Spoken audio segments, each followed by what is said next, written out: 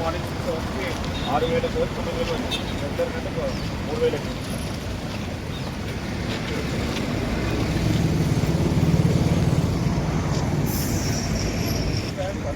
Night 12 గంటలకు ఉదయం 6 గంటలకు 9,000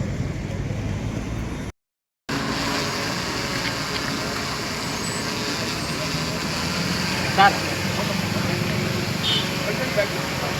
సార్ సార్ ఇక్కడే ఉంచండి సార్. అయిపించింది.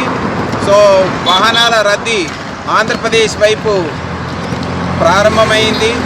నిన్నటి నుంచి ఎక్కువ సంఖ్యలో ప్రయాణికులు ఆంధ్రప్రదేశ్ వైపు ప్రయాణం సాగిస్తున్నట్టు మనకు వాహనాల రద్దీని చూస్తే తెలుస్తుంది. ఈరోజు రేపు ఇంకొక 3 రోజుల పాటు ఈ రద్దీ అనేది పండుగకు సమీపిస్తున్న కొద్దీ రద్దీ అనేది మనకు పెరుగుతుందని అంచనా వేస్తున్నాము. దానికి అనుగుణంగా మనం పోలీస్ జిల్లా యంత్రాంగం సిద్ధమైంది. ముఖ్యంగా సూర్యాపేట జిల్లా అనేది హైదరాబాదుకు విజయవాడకు మధ్యలో ముఖ్యమైనటువంటి వారధిగా ఉంది.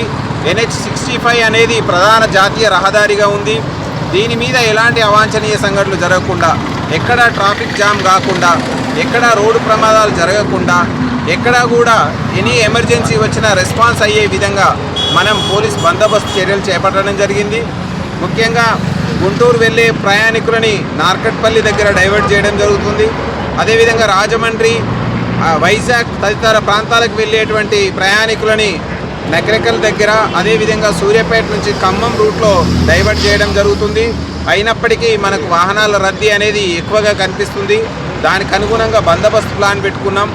24 గంటలు 3 షిఫ్ట్లో ప్రతి జంక్షన్లో బందోబస్తు పెట్టుకొని మనం ఈ యొక్క వాహనాల రద్దీని అంచనా వేస్తూ ఎక్కడ ఎలాంటి సంఘటనలు జరగకుండా చూడడం జరుగుతుంది.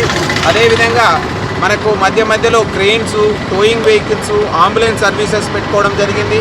అదేవిధంగా మనకు ఈ సూర్యాపేట జిల్లాలో హైవే పైన 5 ఫ్లైఓవర్స్ నిర్మాణం అవుతున్నాయి.